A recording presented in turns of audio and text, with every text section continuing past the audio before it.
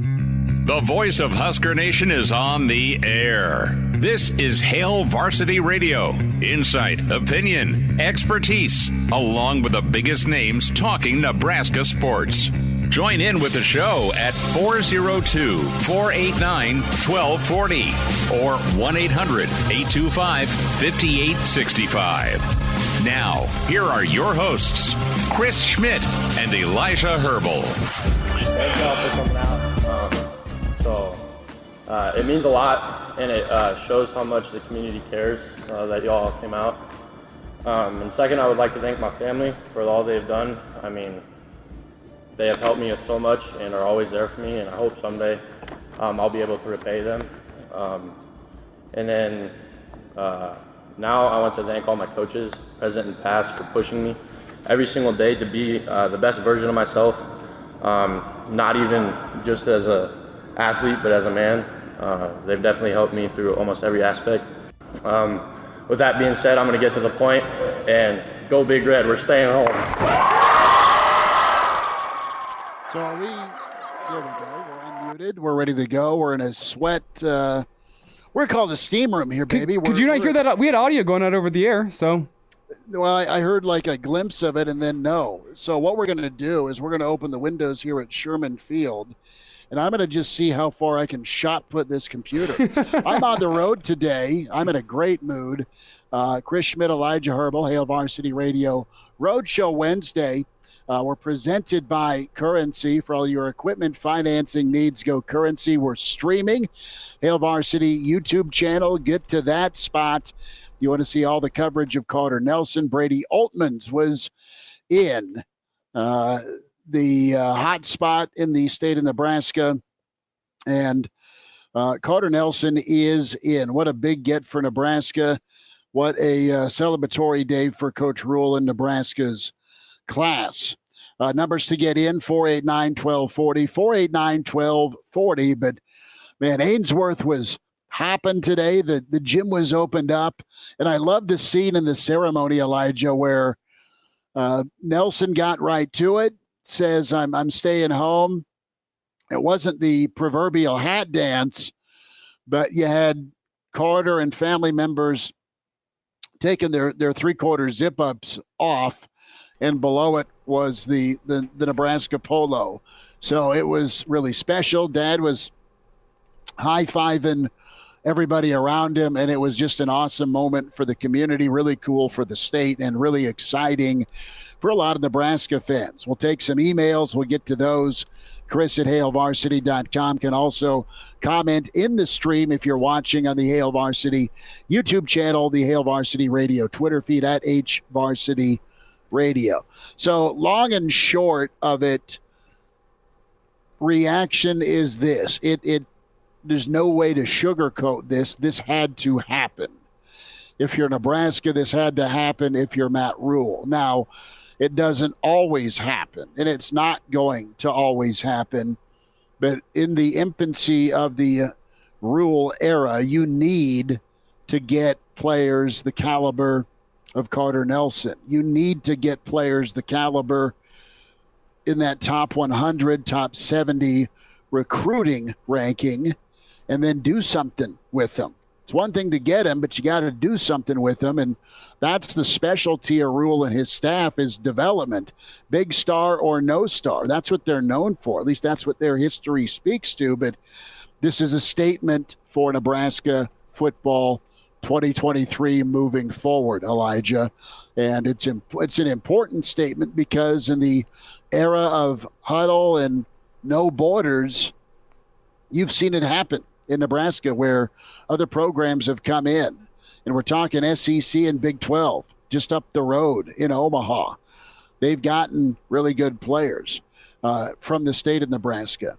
You've seen Alabama find their way into Iowa in past years, grab Iowa's two best offensive linemen. They're trying again this year. Bama's gone up to Ohio and got a Remington Award winner a few years back. So there is no border. There is no safe harbor anymore where Notre Dame, Alabama, Penn State, Georgia, and Kirby Smart come in and see a guy playing 8-man football and go, wow, we need that guy on our roster. So this is a statement. We'll see how things finish out for Carter his senior year and into his time at Nebraska. But just on the periphery here, from a perception and reality thing, Nebraska said, okay, we've got a top 100 kid that's an incredible athlete, and our vision won. Our vision won out in this recruiting process, and it's a nice cherry on top, and Nebraska may not be done. They're 4 for 4 with top in-state kids for 2024. There's still some room in this class, but pretty big-time day. We'll talk with Brady Oltmans again. He's been in Ainsworth today.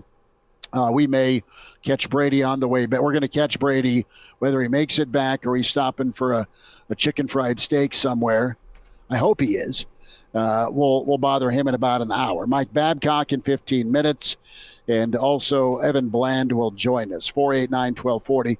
But a big-time get, and it'll be fun to see how Nebraska develops Carter Nelson and uses Carter Nelson in their offense. And this is important today because of the two messages that it sends out there. One, we've hit on a lot, and you kind of alluded to it early whenever we first started this show, was that you're sending a message to the coaches around the country. Hey, if you want to come in and pluck Nebraska's top talent, you are going to be facing a uphill battle with what Matt Rule and Nebraska are doing with the in-state talents. We're not saying that you can't come in here and get kids. There's always going to be kids that are going to leave the home state no matter what you do. They want to get away from home. They want to go see the country. Whatever, that's going to happen. But for the kids that are at the top of Nebraska's priority list, Nebraska is going to give you a hell of a battle to pull them out of the state. And these coaches now got to start asking themselves, after Malachi Coleman, his whole saga of recruitment last offseason, where you think he's in with Mickey and then Mickey's out the door, and now that this battle's back open again, and Matt Rule comes in and quickly builds a relationship and gets Malachi to stay in state. That sends a message to coaches around the country. Hey, Matt Rule isn't playing around with in-state kids.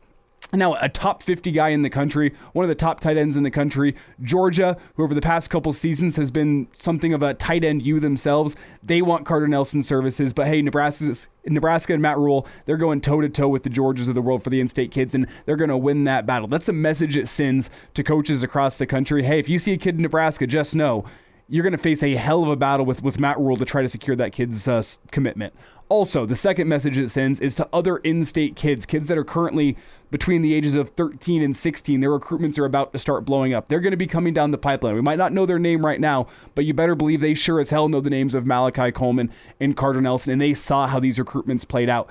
And it's the message that it sends to them that, hey, the top in-state talent around here, as of right now, wants to stay around here. They see something in Nebraska. Whenever my time comes, I need to give Nebraska a real hard look. Not because they're the in-state school, but because the top kids that I may have trained with a couple years ago, or the kids that I watched when I was in middle school and the kids I looked up to, they chose Nebraska, and now I need to look long and hard about what Nebraska offers. That is, assuming there is follow-through from Matt Rule and the Husker football coaching staff. That's what the next conversation becomes with guys like Malachi Coleman and Carter Nelson. What type of development and early playing time are they getting at Nebraska? Because that's something kids are going to look at. Hey, Nebraska, you're coming off of repeated 3-9, 4-8 type seasons.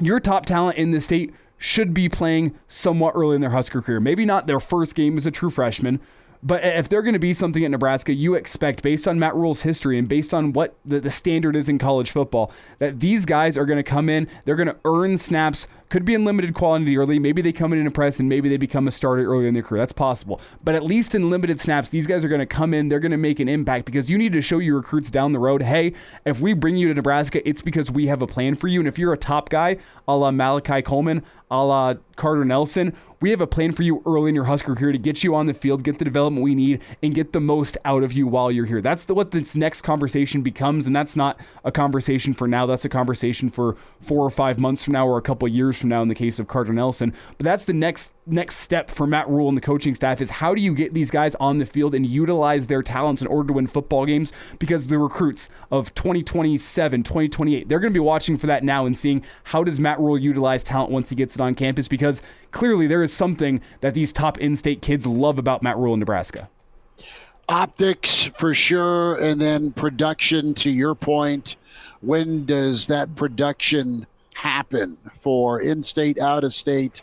but it's different for every guy. It could be quicker for skill guys or defensive backs or running backs, wideouts. You and I are in both agreement that takes a little longer for the lines of scrimmage because you got to be able to handle yourself against grown men in the Big Ten. But I think Rhule's message of we'll get you ready and we'll get you ready to perform, and we're not going to throw you under the bus in a sense of, all right, we told you you're going to play, here you go, and you're not ready. That isn't fair to the kid either. Then you risk confidence or being buried on the depth chart, it's about or not working out. It's about putting the kid in circumstances that are going to allow them to flourish. You're not throwing too much at them. You're not going to make them a starter when they're not ready. But hey, guess what? Like Malachi Coleman, you're 6'4". You can jump out of the gym. And maybe you're not ready to go up against a defensive back in the Big Ten, play in, play out. But whenever we get that matchup opportunity, we're going to put you at the goal line. We're going to have you go up for a jump ball because you're built unlike anybody else in the roster. We're going to get that out of you. Or you could say a similar thing about Carter Nelson somewhere down the road. Hey, you might not be ready to go block a Big Ten linebacker, but with your size, with your athleticism, we can find a space for you. Maybe it's 3rd and 1, or we're going to go play action and leak you out into the flat and use your skills that way. That's part of coaching as well, is understanding what the strengths of your players are and putting them in a position to succeed, even if they're not ready to be a starter in the Big Ten, because in order to get to a place where they're going to be ready for Big Ten football, you have to get them spot duty, and that's what I'm going to be watching for, not only this year with Malachi, not only next year with Carter, but just how does Matt Rhule utilize these young guys and their talent? Because we saw talent in the spring game, guys like Prince Will, guys like Cameron Linhart. How are they going to be utilized in year one? And we're getting further away from the Carter Nelson conversation, which I don't want to take it too far away, but that's an important factor here whenever you look at the classes of 2025 and 2026. How are your young guys utilized? Are you putting them in a position to succeed early in their career so that they can build some confidence, and maybe by their sophomore or junior year, they're ready to be a day in, day out starter in the Big Ten, and they can go up against the likes of Illinois and Michigan and Wisconsin and Iowa. They're going to be ready for that later in their career because of the confidence and the places that you put them early in their Husker career. It's significant. The in-state part, the small town, the 8-man community, it doesn't matter big or small. If you can play, we're going to go after you. That's kind of the thought bubble for Coach Rhule.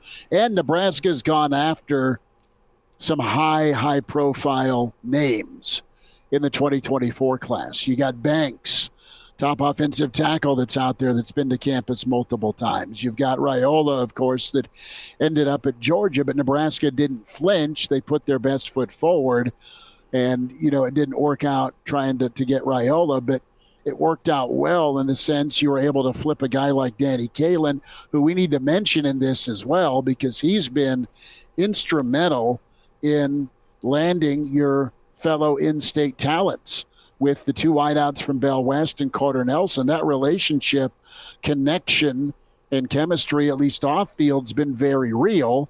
And you feel like the message has been, hey, we're all from here. Let's sign on together and help get this thing turned around as in-state kids, because the small town, in-state, metro, whatever part of Nebraska you're from, they have always been the foundation for success in Nebraska. You may sprinkle in kids from Cali or Jersey or Texas or Florida. Absolutely, you got to recruit nationally. But for every Frazier or Phillips or Broderick or Peter brother, you're going to want a kid in that 500-mile radius like a Wistrom, like a Phil Ellis, like a John Perella, like an Amon Green, an Eric Crouch. I mean, don't get me wrong, there's talent here. There's just not as much, or at least in past years, there's not been as much. It seems like there's a flood of talent here the last few years, and that's because of the Nebraska training that's been going on in some of the areas. So great for Nebraska, big time for the Nelson family, happy for them. And we'll hear more from a man on the scene in Brady Oltmans here in less than an hour. But with the scheme and system, too, I'm excited about this. You look at the tight end room as it's here and now, Borkature and Fedoni, and, of course, Eric, eligibility pending. Those are three big-time options. You've got Ishmael Smith-Flores, an early commit out of Texas, Keelan Smith, Neil's son, Flint from Texas, and then you've got Carter Nelson, Chris Lofton, Elkhorn East prospect is, did I say Elkhorn East? Elkhorn or Gretna, forgive me. My notes are a little fuzzy here. But point is you've got another tight end just up the road in Lofton for 2025. And what's happening in the NFL? What's been happening? What's been winning in the NFL? It's been that tight end matchup issue that's just been a nightmare. Philadelphia, great team that was just short of a Super Bowl. They've got a trio of tight ends they use. You've got the best there is in Kelsey in Kansas City. And, of course, before he retired, Gronk and Tom Brady were doing it to the tune of 7 championships between New England and Tampa. And then the new wave the new nightmares, the Kyle Pittses of the world that you saw dominate for Florida, and he's working on a sophomore year down in Atlanta. From a body and speed combo, you like what you get in Carter Nelson, and really impressive. Nebraska was able to rope this high-level talent and keep him in state. Mike Babcock will have some thoughts. We'll spend time with Babbers from Hail Varsity. He's on the way. Hail Varsity Radio continues. And now, back to Hail Varsity Radio. Thanks for spending time at Hail Varsity Radio. We're presented by Currency. Schmidt and Elijah Herbel. I am in Sherman's press box. Sherman Field, a little day baseball coming up in 30 minutes. Junior and his JV Southwest squad will take on Northeast. The AC is on, but I am not feeling it. I have dropped 30 pounds. I'm okay with that. Elijah just nodding solidarily, saying, yeah, you need to lose 30, Schmidt. We welcome in Mike Babcock from HailVarsity.com and magazine at MD Babs on Twitter. Babbers, is it cool in your office, brother? Yes, it is. And the only tip I can give you about Sherman Field is you got to sit right in front of the air conditioner to feel it. Okay. Well, I'm not quite right in front. I'm afraid to move, quite frankly, or this connection will go haywire. Yeah. So I'll during breaks, I will wander over that way. But, hey, no break for Coach Rule and his staff in the 2024 recruiting cycle. I know the dead period is underway, but that hasn't mattered. Nebraska's continued to reel in recruits, and they've reeled in a really nice level of in-state talent, especially with Carter Nelson committing earlier today. Mike, what do you think of what's gone on here in this class, but specifically the impact that the Carter Nelson optically has for Nebraska fans? Well, he had some good comments today, too, when he made his announcement. But, I think that, as you've discussed, it's really important for Nebraska to have a footprint in state, to take care of the high-profile players that come out of the state, and certainly give Nebraska a serious look, and Nebraska is able to bring in its share of those players in a time when everybody is recruiting all over the country. There's no hidden gems anymore. Everybody knows about the talent. I remember it was a surprise when Georgia went out to Ainsworth to see him for the first time. That was a big deal. But I just think that it speaks well for what Matt Rule has done and what he has said he would do when he got here, and that was that they would try to keep the talent in state as best they could, and I think he's done a pretty good job of that. And 2 high-profile guys now, Carter Nelson and Malachi Coleman, and that that's pretty good start there. And Kalen, I think, as well, to get those guys. It really speaks well for what they're doing on the recruiting trail. Now, when they get them here, I think you have to give an opportunity to play quickly, because in this day and age, regardless of where you come from, if you have high expectations for yourself and you don't get an opportunity to get on the field in some capacity right away, you start looking at the transfer portal. I mean, that's just the nature of things. And so, I think getting an opportunity, however that is, if it's on special teams, if it's in third down situations, whatever it is, you got to get them on the field and give them an opportunity. And, I think Malachi Coleman will have that opportunity this fall. And a year from now, I think you need to have the same kind of a thing for Carter Nelson. Mike Babcock's with us here at Hail Varsity Radio talking Carter Nelson, his commitment to Nebraska. And Mike, it's been a very concerted effort by the Husker football coaching staff getting more talent in the tight end room. When you look at the transfer portal addition of Eric Gilbert, we've talked about Ian Flint in addition to Keelan Smith and Carter Nelson in the class of 2024, in addition to Smith Flores in the class of 2023. So, do you think this Husker coaching staff's going to try to get 6 tight ends on the field? Like, that's a lot of talent in one room. And I guess if I'm asking you a serious question here, do you think that that's the plan for the Husker coaching staff, to have 6, maybe 7 tight ends on roster? Or do you think that we're going to see some natural attrition from that room? Maybe not into the transfer portal, but maybe just other spots on the team. It just seems like a large number of tight ends to be carrying in a group that you can only get 1 or 2 guys in the field at a time. Well, yeah, and Janarin Bonner, isn't he doing some tight end and fullback work? Yeah, and fullback as well. And that's one thing that you have to include in the discussion, I think, is that the use of a tight end, although they're getting some walk-on guys that are committing that can be fullback type players. So you've got guys coming into the system that way as well.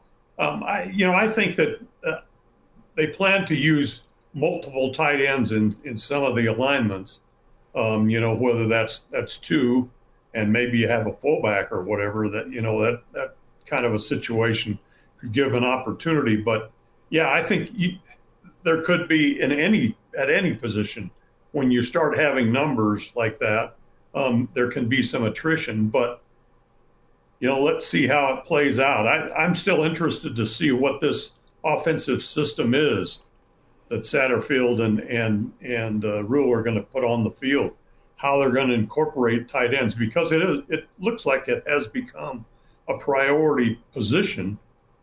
And they've gotten a lot of, there's going to be a considerable talent there. Let's see how it plays out. But yeah, you when you've got 7 tight ends, or more than that maybe, there could be some attrition. But let's see what the offensive system is, how it incorporates these players. And some of them may be primarily blockers, some of them may be primarily receivers, some may be able to do both. It just depends on what they want from that position in this offense.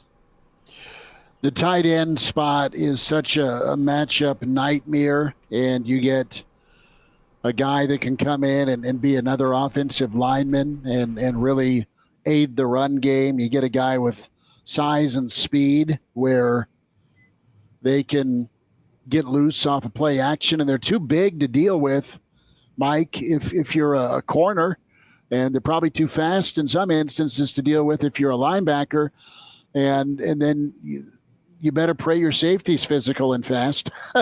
Otherwise, It could be a piggyback ride to the end zone. I also think of Harbaugh with his time at Stanford, how he had a 3 tight end set, and he would wear teams out getting downhill and then obviously off the play action, and he's done a lot of it also at Michigan. Iowa's known for their tight ends. Nebraska's going to try and do that with Satterfield and using 2 plus the H-back option. And when you think of just Nebraska offense overall, Mike, I mean, when Nebraska's offense has been good over the years, it's been a tight end that's been a weapon. The run game, the option game, the power game, yes, but tight ends have made a lot of money off of play action and really torched defenses.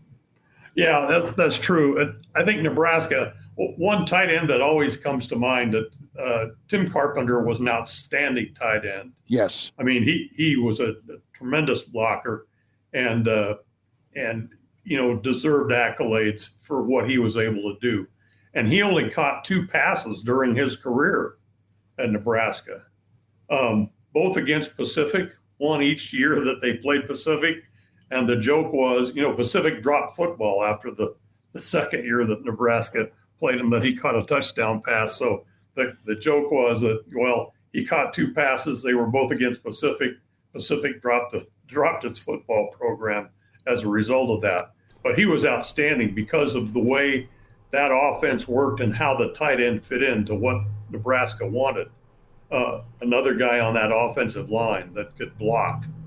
And now you're in a situation where you need guys that can block and can catch the ball. And like you said, you stick an H-back in there, you could have a 3 tight end set. Let's see if that's what Satterfield and Rule have in mind for the variety that they want to have in the offense. Mike Babcock is with us here at Hail Varsity Radio talking Carter Nelson, his commitment to Nebraska. You can find and follow Mike on Twitter at MDBabs for all of his tweeting purposes. And Mike, whenever you look at this class of 2024 as a whole, Nebraska's over the 20 number now before July 1st. And this kind of feels like the way that recruiting is moving, just in the fact that you want to get your guys into the boat during the summertime. And we had Coach Darren Flint, father of Ian Flint, say August 1st is that date you got to be committed, because that's whenever the transfer portal frenzy is going to start whipping up and guys are going to be forgotten about in the recruiting cycle. So whenever you look at this class as a whole right now, it's going to be a foundational class for Nebraska. Do you think Carter Nelson is that crown jewel that makes you feel comfortable about what Nebraska has in 2024? Or do you think there's still more work that needs to be done? Well, there's probably always work to be done. I mean, I don't think there's, again, in this day and age, I don't think you can stop. But he certainly gives this class, you're going to say it's successful because you start at the top and he's the guy at the top, and he's the showcase piece because he's from Nebraska, because he's a 4-star. All this goes into it, and I think if you evaluate the class, you're going to evaluate it starting with him. But you still have to go across the board because you have needs, you have expectations, and you have a plan on what your system is going to be offensively and defensively, and you need to bring in guys that fit into the holes maybe that you have moving forward, certainly, because that's his second. That's going to be his second season. But right now we're focused on what's going to happen this first year. Mike Babcock is with us. It's Hail Varsity reaction to Carter Nelson's commitment to Nebraska earlier today in Ainsworth. Mike, real quick, about 60 seconds, what's coming up from you? I know the yearbook is in mailboxes and in newsstands. What are you working on here? Well, I'm actually doing some planning for the next issue of the magazine, the August issue, which is the volleyball focused issue, and just trying to get a little bit of a head start on that instead of just sitting around and thinking about trying to get something started there. I'm trying to actually do something. So I'm trying to pick out some things for our standing features and subjects and getting a head start on that. Well, good stuff. Can get that subscription, digital, and, of course, the magazine, hailvarsity.com/offer, where you go. Just incredible content and work by so many talented writers with Hail Varsity. Mike, appreciate you, bud. Thanks for jumping on and talking some ball. Thanks for having me, guys. Remember, in front of the air conditioning unit. That's where I'm going right now. Thanks to Mike Babcock here on Hail Varsity. And now, back to Hail Varsity Radio. Joined us to talk recruitment of Carter Nelson, the get today for Nebraska, as Brady Oltmans from Hail Varsity in Ainsworth. Our friend Mike Sauter, of course, with Hurrdat, caught up with Carter Nelson as well. We'll have some of that audio. Our media partner, 1011, also on site. So some thoughts here momentarily from Carter Nelson himself. Tomorrow, big announcement, Caden Massey, an offensive lineman from Kansas, is making his decision. Kansas State and Kansas and Oklahoma and Nebraska. Oh, looky here, Mr. Garrison, former Nebraska coach and standout player. He is at Ole Miss, and there's been quite a few linemen in Nebraska's 500-mile radius that Garrison's been in on for Ole Miss. So that's not a coincidence. Garrison's always done a really good job of evaluating talent and developing, and you think of some of Nebraska's best lines last 10 years or so. You had Garrison and Barney there. So we'll be able to grab some audio here from Carter Nelson, and this is his take on things, specifically with Nebraska's utilization of him. That's a question we have. You throw him the ball because he's fast, but also the fact that he is, like a lot of so many before him, a small-town Nebraska kid that is getting a chance to play at the state school, and he wants to represent. I think the best thing about it going there is we're not going to know exactly what exact type of position I'll play. Tight end is what we're saying, and we'll see where that goes. But they express that if I get there and they believe that I would be more resourceful at a different position, they're going to use me there, and I respect that a lot. So that's big with usage. There's comfort there, Elijah, with Nebraska and of course Carter Nelson. And you've had a flurry of pitches. You've had this whirlwind in June. If you're the Nelson family, where it's been South Bend, it's been Athens, it's been State College, and then it was Lincoln. And the final impression on top of location helped make this a hard-fought call, but a get for Nebraska. And we talk about location. Well, Nebraska got the W in this instance because it's easy to jump on the highway and then the interstate and then find your way to Lincoln on Saturday, as opposed to getting to Athens or going to South Bend or, for the love of God, Siberia, a.k.a. State College, in the middle of nowhere. Well, think about what type of tight end you think of when you think about Notre Dame or when you think about Georgia. Because when you think about Notre Dame, you think about that guy that's on the end of the line of scrimmage. He can catch it as well as he can run block, but damn, you better be a good run blocker if you're going to go play for Notre Dame, or at least that was the standard underneath Coach Kelly. I'm not sure if Marcus Freeman wants to change that, but that still seems to be the mold at Notre Dame. Is like, first and foremost, you're going to be a big old tight end, a big body who's going to put a lot of weight on, and you're going to be blocking first and foremost as a Notre Dame tight end. And don't get me wrong, some Notre Dame tight ends have gone and had great careers in the NFL as pass catchers, so that's not like it's back burner at Notre Dame. You need to be the best of both worlds at the tight end position, but you think of Notre Dame as being like this guy who, to get onto the field, you have to be a run blocker, and if you can catch passes, that's a big plus on top of that. And maybe I'm painting with a broad brush here, but that's what I think of when I think of Notre Dame. When I think of Georgia, you think of these physical freaks that are all going to be on the field, and you got to go compete with the who's who of the tight end recruiting classes over the past couple of seasons, because guess what? If you don't pan out the way that they want, they got two guys in the next class, they got a guy in the class before you that are all just freaks of nature, and you need to go out there and you need to go be a pivotal piece of this offense. And I'm not saying that's a bad thing, but you hear what Carter Nelson just said and you're reading between the lines. It sounds to me like the coaching staff said, hey, we see the talent here, we see the athleticism here, we're going to find the spot on the field that is best for you. Right now, we're calling you a tight end, but our first and foremost priority is getting you on the field and utilizing your strengths. And what kid doesn't want to hear that? A kid that says, that hears, hey, whenever we get you here on campus, we don't have a spot in mind for you because we know you have a spot on the field in some way, shape, or form. It's our job to make sure that the spot we put you in on the field is the right one for you. That sounds so personally tailored to what Carter Nelson is, because he is that weird, unique type of tight end that, yeah, maybe run blocking isn't his strength, and maybe that's not why you brought him in here. You brought him in here to go be a guy that's going to stretch the field, be athletic, and be a matchup nightmare for defenses. And the coaching staff, I think, from what we just heard from Carter Nelson, has been telling him, hey, leave it up to us. We're going to find the best spot for you on the field. Just know that you're going to be on the football field in some way, shape, or form. Trust, right? a important word, and you get the idea that the trust is very real. Not that you can't trust what Georgia's telling you or what Notre Dame's telling you or what Penn State's telling you, but as detailed as Matt Rule and his staff are, I think the vision that was presented was a pretty overwhelming case for Carter Nelson to think about and then make his decision on. And the fact that it is closer to home is also a deciding factor. Let's talk 8-man football for a moment. We'll talk with Gary Barnett tomorrow. Also, Phil Steele will join us to get his take on Nebraska's 2023 season.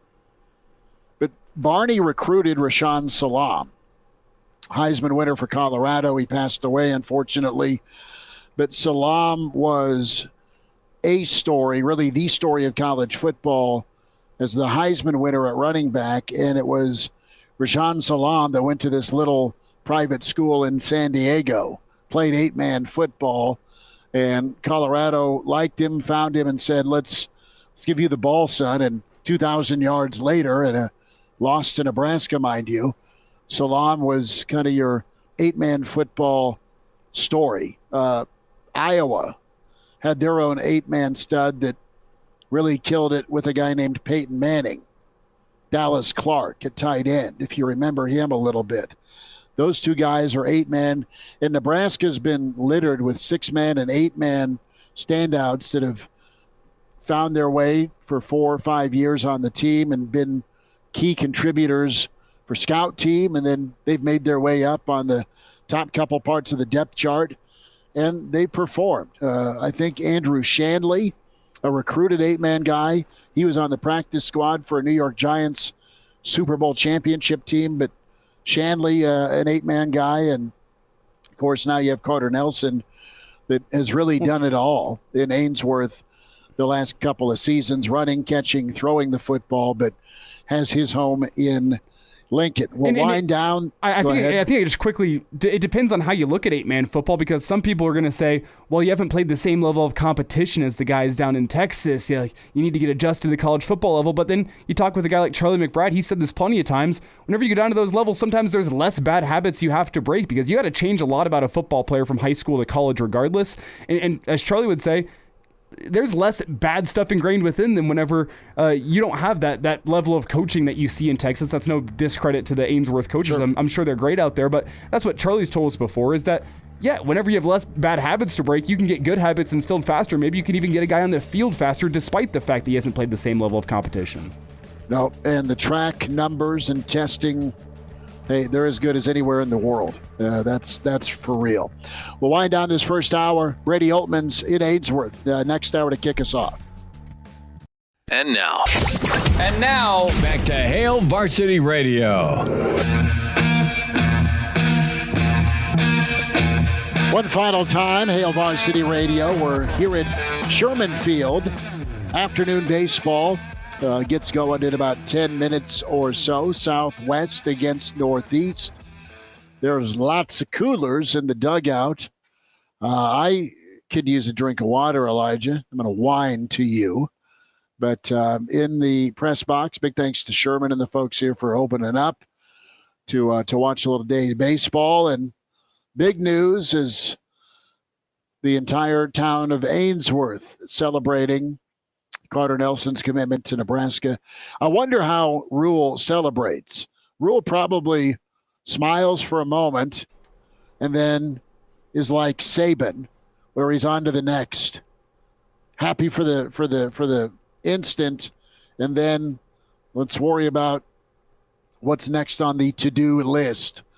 Seems kind of wired like that. We'll get to some emails next hour and some perspective from Brady Oltmans. He was in Ainsworth this morning. Some good stuff and some snippets from Hail Varsity YouTube channel on the Nelson announcement on site, so go check that out. Some of the reels that have been put together are really pretty cool as well. Mike Sauter with Hurrdat had a one-on-one with Carter Nelson, so That's a good listen to as well. So check all of that out if you want more on the recruitment. You and I have spent a lot of time in reaction to this, and it's a simple word, but it's the accurate word, and it's good. It's good for Nebraska to win this. And we'll get Brady's reaction in a few moments on just the scene, the setting, and he's known the folks in Ainsworth for quite a while. Brady has, so he'll have some unique perspective. Evan Bland also going to be with us. And it's a win for a day, but there's been plenty of recruiting wins in the past 5 years for Husker football, even at this position. I think of Scott Frost's first class and Chris Hickman, how big a pull that was out of Omaha Burke. And Chris never quite found his footing at Nebraska, was never quite a tight end, was never quite a wide receiver, always kind of remained as an in-betweener there, and I don't think you ever got the full usage out of what you would have liked to get from Chris Hickman. And you look same position again with Thomas Fidone only 2 years after that. And I know Fidone's had some knee injuries and there's still hope for the future, but still thus far in his Husker career hasn't quite lived up to the expectations. So I think to your point about Rule, I think Rule can smile about this for a day. He's got another piece in the cupboard, but you also got to figure out how you're going to get this guy on the field and get the most out of him, because it doesn't mean anything to get a recruiting win if you're not developing that guy, turning these guys you're getting right now into all-conference type performers and eventually sending them off to the NFL. That's the next step in this process. And as you said, I don't think Rule's the type of guy to sit here and celebrate his victories now whenever you know the majority of the work is still yet to come. You've gotten to campus. All right, you've gotten step one down. What are you going to do with this talent? Because there's been too many times in the past 5 years, the past 10 years, where you've had highly touted recruits that have a world of potential that you've never gotten to quite live up to what they should be at Nebraska. So that's the next step for Matt Rule and this coaching staff. Can you get Carter Nelson from where he is now to what he should be, which is a guy that is an all-conference type performer and a guy that is going and earning himself multiple contracts in the NFL? With the athleticism and with the frame, that's what the expectation should be for him. Can Matt Rule and staff do it now? Well, it's a two-way street on that, but too many times, to your excellent point, all right, have they gotten any better when they got to Nebraska? And what was their ceiling? Was it reached in Lincoln, or did they reach it on their own in the NFL? Cam Jerkins, right? Think about Cam, position switch and all. That's the last guy you can really circle and say, all right, that was fulfillment. Hour 2 coming up, Hail Varsity, presented by Currency. The voice of Husker Nation is on the air. This is Hail Varsity Radio. Insight, opinion, expertise, along with the biggest names talking Nebraska sports. Join in with the show at 402-489-1240 or 1-800-825-5865. Now, here are your hosts, Chris Schmidt and Elijah Herbel. Back with you. It's Hour 2 at Hail Varsity Radio. We're presented by Currency. For all your equipment financing needs, go Currency. On the road today, Wednesday, it's Sherman Field. For me, Chris Schmidt, Elijah Herbel back in studio. Can find us on Twitter at Schmidt_radio, at Herbal Essence for Elijah Herbel. And we welcome in recruiting man for Hail Varsity and really talented beat man for Nebraska football and writer for HailVarsity.com and magazine. Brady Oltmans with us at Brady Oltmans. Follow Brady on Twitter. Many of you do because you've seen his footage and coverage of Carter Nelson's commitment today. We reach out and say hello to Brady. Brady, give the good folks of Nebraska your location. Not to freak you out, but you've been on the road, brother. Yeah. I actually pulled up in Humphrey. I gave some thought to just to trying to make it to Columbus to stay at a certain Queen of the Dairy and have myself a snowstorm, Oreo snowstorm, but I couldn't quite make it in time. Hanging out in Ainsworth for a little bit this afternoon, but on the way back from Lincoln, thought I'd stop along the way so I can chat with you guys. Well, you're so kind at doing that, and if you're watching the show, the Hail Varsity YouTube channel, you see Brady and Archie, his pup Archie. So that's the stock footage we have. Not Brady pulled over along the side of the road. Maybe a selfie could be sent to us. But no, tremendous coverage. If you do go to Columbus, ask for Gus, Dave Gustafson, our dear friend, former partner on Hail Varsity Radio, and of course News Talk 900's where you hear us in Columbus. So Gus can buy you a cold one. I think you deserve a cold one today. Tell me about the experience. You've known the Carter's family and the Nelsons and the good folks at Ainsworth. You've not been a stranger up there. You've covered his athletic success for a while, but tell me what you saw and observed and just the mood and the vibe from the announcement today. It was special in the sense that it's, that's something special for the community. It's special for the family. Being from 8-man football, for your loyal listeners, that might be one from the bingo card if I bring that up. But, I talk with his head coach and with Carter, I can relate to that and see that, and we never had anybody go Division I or anybody nearly as talented as Carter, and that's one thing. He saw that opportunity to celebrate that with the community. He committed to Nebraska during his visit on Saturday in front of coaches and in front of other members of that class, and they kind of kept it a secret and wanted to announce it elsewhere. And initially, he wanted to just kind of release it in a tweet, get it done with. But then they thought this might be a cool thing to celebrate with the community, celebrate with family and everyone around. So they held it, and and Carter initially wasn't sure if 20 people would show up, but probably a little over 100 showed up in the Ainsworth gym. And the family members had their shirts on. Some said "I'm Carter's aunt" on the back, all the way into his sister Caitlin that says "Carter's sister" exclamation point on the back of her shirt. And it's just one of those moments that I think, especially for Ainsworth, a program that, they haven't been successful as a football program. Just this last year, they won their very first playoff game in school history. So for them to see that was a big deal for the community, and I think Carter recognized that and part of the reason why they had the ceremony. It's Brady Oltmans with us here. It's Hail Varsity Radio. And Brady, you laid it out just a little bit there for us, but for those that are listening or watching the stream today that maybe are just checking in because they saw the Carter Nelson news, tell us a little bit about Ainsworth and what type of place that is to try and come from for a guy like Carter Nelson. You talk about how just distant the idea of going Division I can seem for a kid that grows up in a place like Ainsworth, but Carter kind of laid it out today. The nearest Walmart was 2 hours away for him growing up in Ainsworth.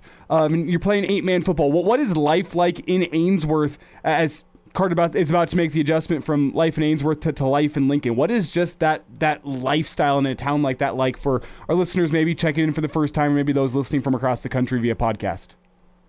Oh, man, it's a town of probably about 1,300, if I'm maybe being generous.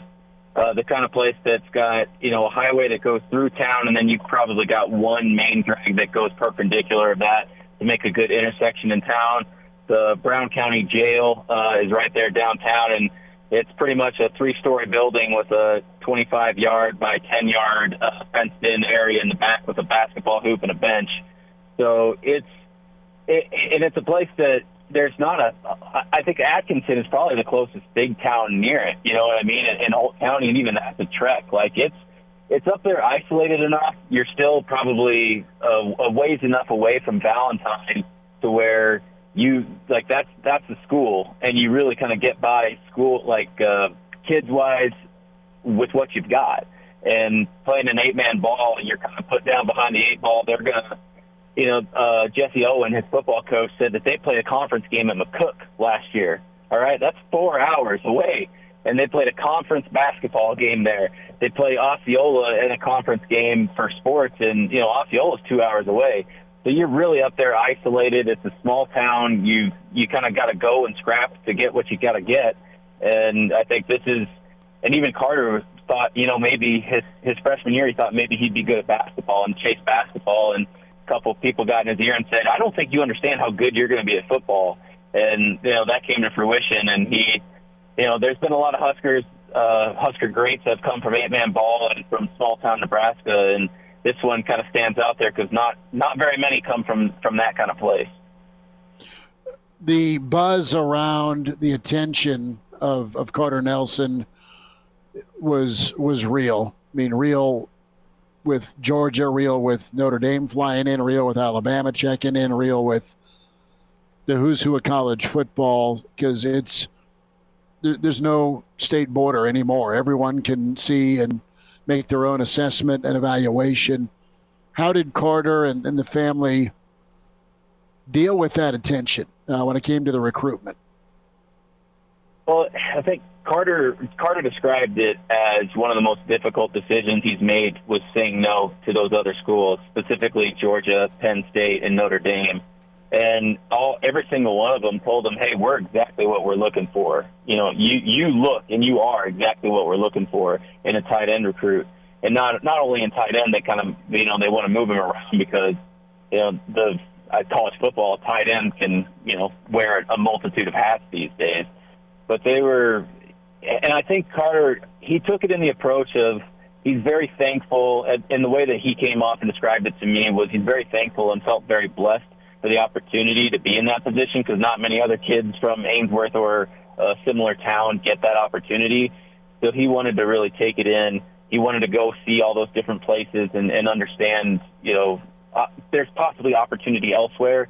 And he kind of attacked it in a level-headed manner, but in the end, Lincoln felt like home. He had been there several times through the previous staff and then now with this staff, and being back with, Danny Kalin has become a pretty good friend, and Marcus Satterfield wants to shoot a couple rounds of golf with him, so I'm sure that helps make the decision a little bit easier. How big a fight was this for Nebraska? I mean, just how tight of a win was it? 3-point win, 1-point win, touchdown. I mean, put it in those terms. I mean, because Nebraska really had to work their butt off for their top in-state kid. Oh man, they might have been in the terms of this analogy. Nebraska might have been trailing at halftime and then pulled ahead in the third, and then really had to gut it out. Drive by drive, milk clock, and make it work to come away with it in the fourth. Because I think he's one of those kids that just there's something about the previous staff that wasn't clicking for him, at least in a way that just didn't get the same excitement going last year. But then his recruitment really took off in January, and that's about the time that the new coaching staff came in and they went out to Ainsworth and made him feel the love. But at the same time, Marcus Freeman flew in. Like Notre Dame and the big schools flew in to see him. Like they made him feel the love too. And I think in the end, all those easier stops coming into Lincoln, it's being that close proximity and being close with other members of the recruiting class, I think won out. And then he bought into the vision that Matt Rule and his coaching staff is selling, that they're going to get it turned around. Here's what we want you to do in the system, and here's our vision for the program. And when Carter was a freshman at Ainsworth, they hadn't really won a game, and he's been now a part of a change just in 3 years at Ainsworth, and I think that's kind of the project. He's been a part of that change at the high school level. He sees Rule's track record of doing it at the college level and believes that, by the time he arrives, they're going to be in the midst of some sort of change in Lincoln as well. Brady Oltmans is with us here at Hail Varsity Radio talking Carter Nelson, his commitment to Nebraska. And Brady, whenever you look at this transition to Nebraska, what do you think that's going to look like for Carter himself? What kind of change in terms of what he's going to be asked to do on a football field is going to be expected? What do you expect to see from him early in his Husker career? And how do you feel about that adjustment from an 80-yard long field to a 100-yard long field? Is he going to be able to handle that?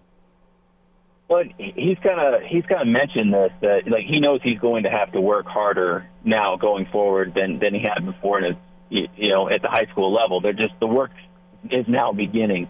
He understands that there's going to be an adjustment as well to the 11-man game. Part of it, even just down to like the 2-point, 3-point stances, these things are just basically, they're different at the 8-man level. But one thing I thought was interesting is he told me today, talking in some of his conversations with Marcus Satterfield, is they're not like handcuffing him to the tight end label. That's kind of fluid right now. They like him as a tight end, but they think that he might not be done growing yet. They think maybe, get 20 pounds on him of muscle and then see where he plays well, see where he fits in well at the college level with all the changes, and as he's still kind of growing and still has to complete growing. I thought that was really interesting because, he can run, he's tough, he can tackle. You've got to do it all at that level, and he does it all well. He's thrown, he's ran, he's caught. it's just a really interesting prospect, and obviously that versatility gives Nebraska quite the option once he arrives, I guess, this time next year. Brady Oltmans joins us, HailVarsity.com and magazine. Follow Brady on Twitter at Brady Oltmans, and his coverage of Carter Nelson's commitment today in Ainsworth. Brady's pulled over to the side of the road near Humphrey. Is it chicken fried steak night? I mean, are we going there? Are we going to make our way back to Lincoln to eat? Or did you eat in a diner in Ainsworth? Let's talk about the roadie. We've talked about Carter, and it's been fascinating. We'll get back there in a second. But have you taken care of yourself a little bit? I thought about it. Actually, there was this sweet Spanish spot on the corner there in O'Neill. I thought about stopping at, but by the time I was like, I kept my head down. I did what's right, and we'll see. I don't know. I've kind of nibbled on some gas station snacks along the way, but I reckon by the time I get back to Lincoln, I'm going to be in the need for a burrito or something good. Well, Foley probably gave you the itinerary and pointed you in the right direction. Let's talk Coach Wager, the tight end coach, and I know the position definition's fluid, but touch on their connection here about 90 seconds because it was Rule, it was Satterfield, and Kalen too. But how about Wager? Because we think tight end is where he could thrive just because of the matchup issues. Yeah, and Bob was kind of he's someone that Carter described him as someone who has coached at multiple positions. He was a head coach down at Arlington Martin. He's not used to just coaching one position. He's been able to jump around and coach different positions and guys from all over. He's coached Myles Garrett. He's coached high-performing, high-level guys, and that's something that appeals to Carter. Like while sure that's his position coach at the college level, but he likes that he's been versatile and coached different aspects of the game. And like Matt Rule has kind of said in the spring, he likes guys that kind of move around, dance around, or guys that are willing to try other positions if they're willing to hear out the coaching staff, or if they come in voluntarily. So I think that sort of versatility appeals to him. Plus, talking with Bob, he's a very level-headed guy, a very humble guy. I think their personalities together between Carter and Coach Wager, it makes total sense in my mind that those two would really relate well over football. They seem like the kind of people that would really bounce off well together. Brady, last thought here, about 60 seconds. Give me some names. Where does this summer of recruiting go now for Rule and company? Who are some high-priority guys here that they're going to be going after to close out the summer? They got a couple of commitments, or some prospects have commitments lined up later this week. I'm not sure how many of them are leaning towards Nebraska. I know some recruits are probably more firm or leaning towards Nebraska than others. It sounds, just from what I've heard, Carlin Jones, the defensive lineman from Bay City, Texas, might be there's some smoke with the fire there at Nebraska. And then I don't know how soon summer-wise, but Gatlin Bear has yet to take his official visit to Nebraska, and I know from previous talks with him, he wants to take an official to all 5 of his final schools. So that might drag into the season, which might not be what Husker fans want to hear right now, but a speedy 4-star receiver, you can probably wait on that kind of guy. Safe travels, Brady, and thanks for some great information and amazing coverage. With this weekend, look for HailVarsity.com, correct, Brady, with your feature on Carter Nelson? Absolutely, brother. We're going to have a big Sunday story that kind of ties in the whole town, so look forward to it. That'll be awesome. Brady Oltmans, appreciate you, brother. Thanks for the time. No problem, guys. Anytime. See ya.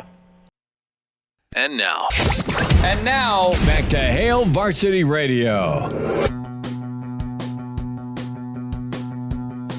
Rolling through Hail Varsity Radio today on a Wednesday as we welcome Evan Bland to the show from the Omaha World Herald. Check out his work on Twitter at Evan Bland OWH. And Evan, obviously the news of the day, Carter Nelson, and hasn't necessarily been too much of a surprise, but still plenty of intrigue surrounding the Husker football program right now. How are you doing on this Wednesday? Doing well, yeah. It's the hard shift from College World Series back to football, and it has been a busy stretch for Nebraska, so I'm doing well. Evan, whenever you look back at the past couple days since the visit weekend, I think that a lot of Husker fans, a lot of people in the media felt the wind shifting towards Nebraska from the Carter Nelson side of things. Now I want to get your reaction to today's news. Not necessarily the biggest surprise, but still a huge get for Matt Rule and company. Yeah, I mean, there's no doubt, like, what today maybe lacked in drama, it does not lack in impact for the program because, just from a ranking standpoint, this is one of the bigger ads, certainly, of the Matt Rule era. I mean, Carter Nelson by stars and composite ratings is going to be the headliner of this class at this point.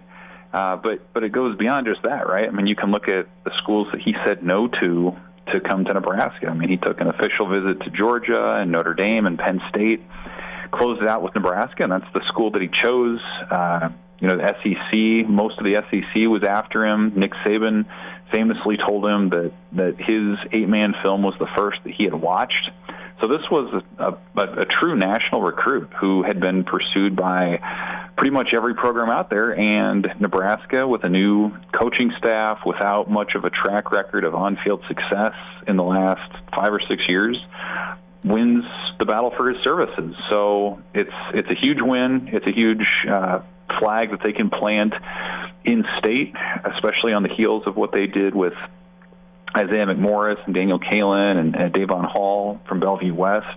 Just continues that momentum, and I think too, it's a reminder of just how tight this class is. I mean, with Nelson being the 14th commit in the month of June for Nebraska, there's just tangible momentum there right now of these guys getting to know each other, buying into this vision that a turnaround is imminent. And so for Carter Nelson to entrust his considerably bright future to Nebraska speaks volumes for, I think, the stock of what the Huskers are offering right now.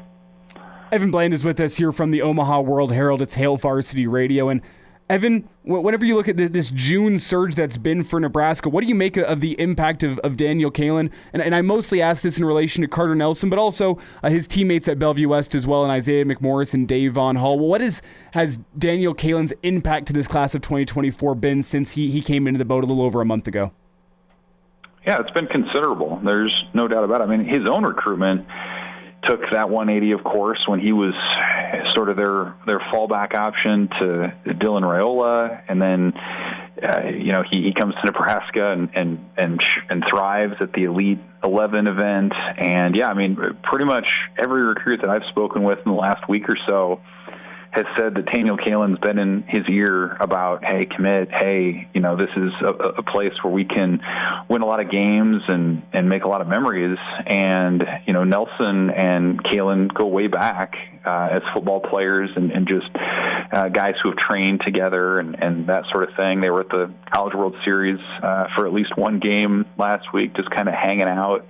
And so, I mean, he sort of fulfilled that role that you hope your quarterback commit in every class does, is going out and establishing those relationships and being that leader sort of off the field before it translates to what you would do in a huddle and in a game, in a close moment, things like that. So Kalin's embraced that. I think he's generated excitement based on his own performance that now other guys would like to play with him too and be a part of that success. So a good class, I think, has a lot of different factors, whether that's momentum and wins from the program to their facilities to the coaches. And I think, another maybe sometimes underrated factor is what is the bond like between some of the commits. And I think Kalin has certainly been a straw that stirs the drink with this particular group, and it didn't hurt in, maybe being an X factor for Carter Nelson.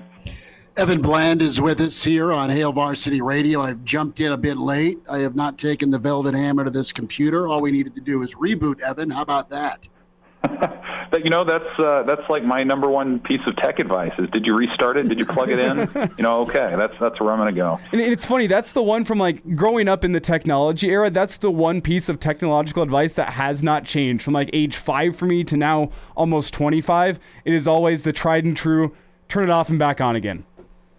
Yep. Did you plug it in? No? Okay, so plug it in. Okay, restart it. And after that, I might be out of advice, but if that works, then you're good to go. I'm out of swear words, just so we all know that. So you swear at it first, then you unplug it, then you go. Let's talk tech for a moment, and back to Carter Nelson, monster commit for Nebraska. And Evan, what's your viewpoint? What's your thought on Nebraska's usage of him? I know that's down the mile marker, but you've got an explosive athlete, great size and speed. And I know that Travis Kelce's kind of his guy. That's who he loves watching, and that's why he wants to play tight end. So usage for Nebraska schematically, I mean, how is it limitless how you use a guy this athletic here down the road in your system? It seems that way right now. Yeah, and I asked him when he committed sort of if Nebraska's view of his role in the offense was really any different from what other schools saw in him. And he said, no, not really, but maybe the thing that was a little bit different that Nebraska offered was that they were going to take their time with him and bring him along slowly. And he said, look, the way that he's deployed early in his career might be different than it is later on. Right now he's 6'4", maybe 205, 210 pounds. And, in 3 years, you would think he's going to have added, 20, 30, 40 pounds of muscle, whatever it might be. And so, much like Travis Kelce with the Chiefs, I think Nelson and Nebraska envision his role being pretty versatile, whether that's eventually being sort of that inline blocker, whether that's as a pass catcher, certainly, sort of on the edge of that O-line, and then potentially even splitting out wide with some of the speed and explosiveness that he has. So I think he's open-minded to a lot of different spots. I think he acknowledges that his body is one that still has a lot of refining to do, and so maybe that will change kind of where he fits in long term. But it really does add to an exciting tight end room where you have a guy like Fedoni and Eric Gilbert and Nebraska. For all the struggles they've had at different positions the last few years, they've been pretty blessed at the tight end position to acquire and then even develop those players who've moved on to the next level, whether that's Travis Vokalek or Austin Allen or Jack Stoll or whoever. And so I think they would continue probably in that trend of being versatile. I think that room in a year still would have guys, some who would be blockers, some who could maybe be more featured pass catchers. But I think he's pretty open-minded to the possibilities right now. Evan Bland's with us here at Hail Varsity Radio. And Evan, with maybe three guys in this tight end room already when you look at Ian Flint as well as now Carter Nelson and Keelan Smith. I think the expectation from me is that one of those guys is going to end up probably somewhere else in the field, and the first place your mind goes is Keelan Smith with his dad's history as a defensive lineman in his frame. But are we sure that Carter Nelson is going to end up on the offensive side of the ball? If you look at his high school film from Ainsworth, he makes some pretty impressive plays on the defensive side of the ball as well. He does. I do know that he wants to play on the offensive side, and that in the recruiting process, the handful of schools that reached out to him about doing something defensively were shut down pretty quickly. So I do think he's pretty set on that tight end position. As we just said, there's a lot of ways that could look within that designation. But I do think he'll probably stick on that offensive side. I mean, who knows? Maybe his body is the type that doesn't add 30 or 40 pounds, and maybe he ends up more as a receiver long term if that explosiveness from the high jump and what he has done as a sprinter translates to more of a straight sort of receiver type of spot. So I think just the interchangeability of those positions could serve him well. I think the staff's flexibility and how they evaluate players, essentially twice a year at the end of the season and then in spring ball, about where they could fit into the offense serves him well, because again, he's someone whose skill set is so wide-ranging and whose body is still such a work in progress that it makes a lot of sense to not necessarily pigeonhole him into one spot right now, but to see how it plays out over the course of a few years. So I think that's probably a good problem for Nebraska and for Carter Nelson, but I would be shocked if he ends up anywhere other than as a pass-catching playmaker here in the future. Evan, as you look at the class, what's the number you expect Nebraska to finish at, and does Nebraska get a couple more linemen? I mean, where where is Coach Rule and company here? What would they like and what's realistic? Yeah, it's kind of funny that the whole like final number on a class thing. I feel like we do this every year where it gets to this point and we kind of try to project what the number will be. And with the portal and now with no limits to a class size, like it almost feels like it's way too soon to say. You just don't know who will go pro, who might decide to transfer at the end of the season. Last year, of course, in the off season, they oversigned considerably and then were able to winnow it down to where they needed to be. So, they're at 21 now. You would certainly think 25 would be the minimum. And again, you just don't know like what that will look like then in December as they finish out the season and the transfer portal opens and then into January. So it's hard to say kind of on the total number. I think certainly you would love to have some more, big guys along the trenches, whether offensively or defensively. I know a name that should be on Nebraska fans' radar tomorrow is Caden Massey, who's a small-town Kansas offensive lineman who announced that he's going to make his decision public tomorrow. He's got Nebraska in his Final Four with Oklahoma and Kansas State and Mississippi, so that's somebody else who's imminent. Grant Bricks, the offensive lineman from Logan Magnolia in western Iowa, is someone who just came off his official visit. Nebraska's pursuing him too. So I think those are certainly positions of need that Nebraska continues to target. We'll see if they can keep this hot streak going, though, man. It almost feels like, there's been always that talk for years where people speculated that maybe you should have a signing day at the end of the summer. I mean, Nebraska and so many other schools are almost operating like that's the case with the commitments and the volume of commitments that they're taking at this point. So it's been a hot month for Nebraska. Today's news with Carter Nelson is certainly among the most significant, and we'll see if there's even a few more additions that they can reel in here before the calendar turns to July. Evan, thanks for being flexible with this. Appreciate your time today, bud. Thanks, guys. And now, back to Hail Varsity Radio. Back into it, it's Hail Varsity Radio, presented by Currency. Time for a Jock Doc Wednesday, Nebraska Orthopedic Center. Dr. Brandon Seifert with us. Dr. Brandon, how are we doing? I'm great, Chris. How are you guys doing? We are surviving. It's steamy outside, and it's all sorts of baseball to be played. All-Star break around the corner. We focus in on the Detroit Tigers and Matthew Boyd. He's set to undergo Tommy John, Dr. Brandon, after a partial sprain of his UCL. Now, this is Boyd's second major injury in the last 2 years. He had to have a flexor tendon procedure on his pitching arm back in 2021. He's 32, got a $10 million deal. Reaction here to Boyd and his long-term prognostication. That's two major arm issues. Yeah, absolutely. They weren't real descriptive in terms of what they did with that kind of initial procedure, a little bit of a debridement over the flexor tendon. Guessing he probably had some tendonitis in the area that did a debridement on. But it sounds like, he got back after that. I'm not sure kind of where his velocity's been since then or, what kind of symptoms he's had because they're kind of being a little brief in their description.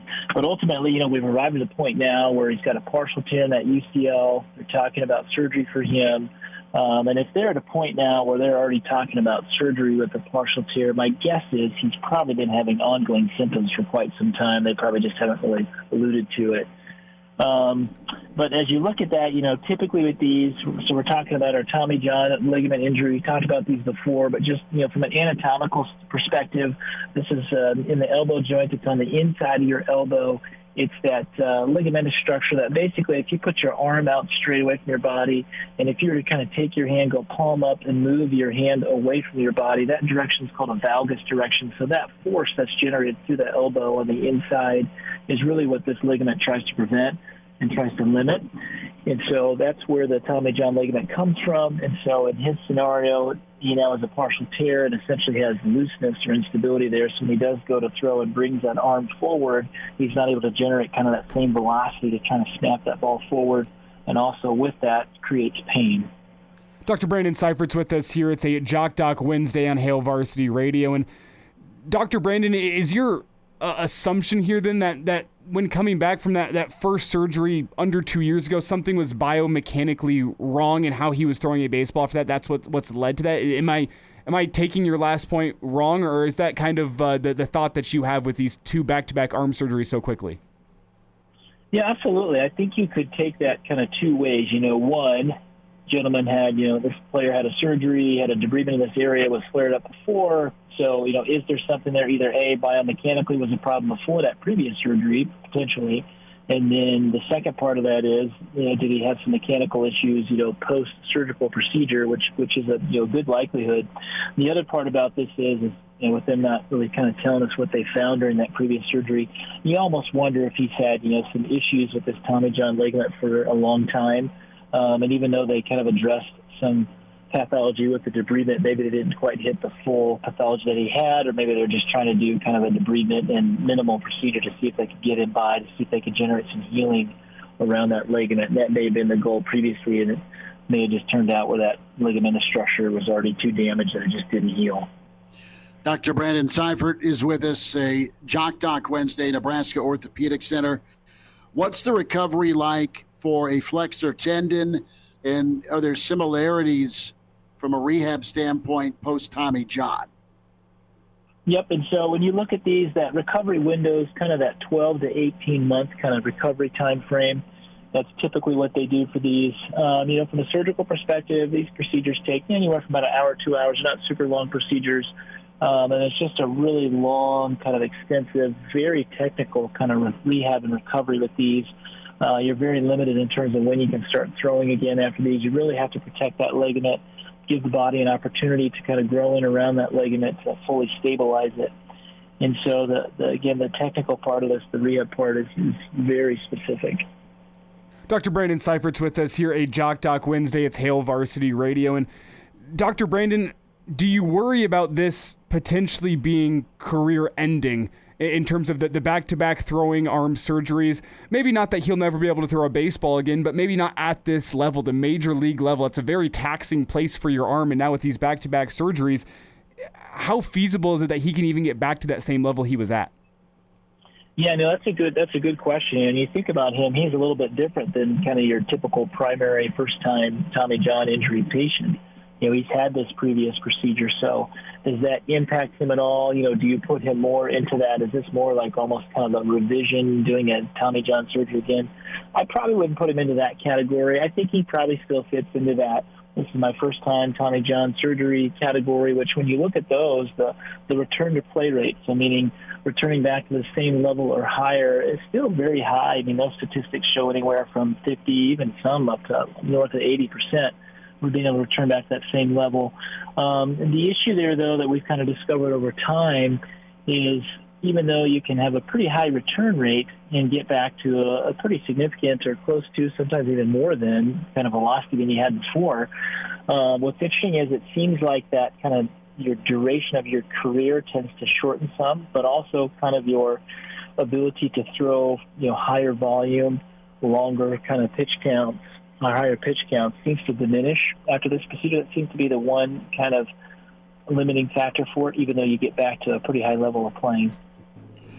Dr. Brandon, that's the hope, that he gets back. You look at his age, some of the mileage, and tell me about the mental part of this for a pitcher like Boyd to overcome. Some guys just keep on grinding. Others, stop and don't trust themselves. Is that a concern? Yeah, absolutely. Age I think definitely plays a role in this. You wonder about, kind of as we've talked about other injuries on here, you start to do some of those additive things, those additive injuries. So you look at his elbow and say, okay, well, it's kind of focused on the Tommy John ligament right now, but you got to ask yourself the question, what else is going on? Does he have some maybe cartilage breakdown inside his elbow? Does he have maybe some wear and tear, and in particular his triceps tendon, which hooks onto the back of your elbow? Is there maybe some bone spur development in that area? So you start to add in some of those other things. We talked about kind of the mileage piece of this, then there's a chance that his return to play rate may be less because of the age from those other factors that could be there. Dr. Brandon Seifert's with us, Nebraska Orthopedic Center. Matthew Boyd, our topic today, and Tommy John right after that flexor tendon surgery, and Boyd going to be lost for some time for Detroit. Dr. Brandon, we appreciate you jumping on with us. We'll get caught up here after the 4th. How's that sound? That sounds great, fellas. You guys have a great 4th. Good stuff from Dr. Brandon Seifert, Nebraska Orthopedic Center. And what a tough injury for Boyd on top of arm trouble in 2021. Reminder to get buckled up. One of every 3 fatal crashes in Nebraska involves an alcohol-impaired driver. Why take chances? If you drink, don't drive. A message from the Nebraska Department of Highway Safety Office. A lot of reaction today on Carter Nelson's commitment. And we share our thoughts from the get-go to now as we are about to close shop up. Get the podcast downloaded, Spotify, iTunes, Google Play, and, of course, the Hail Varsity YouTube channel to catch all of the action. And now, back to Hail Varsity Radio. Good show talking recruiting, and Carter Nelson making Nebraska's class, depending on the service you look at, up to as high as 14 in the country, just in front of Minnesota. I think that's the Rivals ranking where they come in at 14. I believe it was 24/7. 24/7. So 24/7 on 3, ESPN composite 24/7 is kind of the average of all of the rankings, and Nebraska not done, so good on the Big Red. We'll see if they get Caden Massey from Kansas tomorrow or not. Big thanks to Brady Oltmans from Hail Varsity. He was in Ainsworth. Big thanks to Evan Bland for joining us. Mike Babcock was great to chat tight ends and usage with in that first hour. Good stuff from Elijah, his take on the impact. I had thoughts as well. Full show, able for your download. Spotify, iTunes, Google Play, or the interview segments available too. And subscribe to the podcast. Get the Hail Varsity YouTube subscription as well. It is free. You can click on it and always rewatch the show with the Hail Varsity Twitter feed at HVarsity Radio. So programming note tomorrow, we may or may not have our dear friend Lars Anderson in studio. He's been in the state for College World Series action. So I'm going to try and rope Lars into maybe an hour one hangout and bribe him with a steak afterwards. I have lost 13 pounds in the press box. That's all right. Everyone outside of the Sherman press box in the heat has lost 15. Well, it's okay, because if you lose 13 pounds in the press box, that means you can just go back and rehydrate later tonight. There's less water in your body to get in the way of a couple beers. You know what I'm saying? Love your thoughts. Phil Steele going to be with us tomorrow. College football Bible is out. What's he think of Nebraska? What's he think of Rule, the Big Ten race? He does a great job of power ranking offensive lines. Nebraska's got a lot of offensive linemen with starts, just not all together. Some together. So Phil, an extended conversation with Phil Steele tomorrow. Gary Barnett, he has recruited 5 stars. He's recruited no stars. He's recruited 8 men. He's recruited 6 men. And your traditional 11 man. Anxious to get his thoughts on Carter Nelson and just Nebraska's job this recruiting cycle, plus probably a Dion update. And we'll definitely talk a little barbecue with Barney tomorrow. So maybe on Lars, Barney, and Phil Steele tomorrow. Emails, we didn't get to them. Apologies. Just been pretty busy with things. But your input is important. We'll dive into some of those emails tomorrow. Chris at HailVarsity.com. Also able to comment on the StreamYard and do it that way. So, Elijah, plans for you? Are you going to go get a workout in outdoors, or are you headed to the pool? What's on the docket here? I think I've got another hour of baseball before I can get somewhere cold with a beer. I got another at least 90 minutes of work ahead of me once this show ends up. So look at you and me. I didn't sound frustrated or anything. No, we're the two hardest working men in local sports talk radio. We'll just put it that way. After that, gonna head home, make myself some dinner. I'm included in that. I got myself a PlayStation 5 a couple days ago, so I might have to get in an hour or two of gaming before bed. And I'll try to sneak in a workout, but it's tough whenever you're deciding between gaming and working out, 4 miles last night. I did 4 miles with my vest. I was going to go get beer and wings. I got shot down on that, so I worked out. We'll be back with you tomorrow at 4 on Hail Varsity Radio, presented by Currency.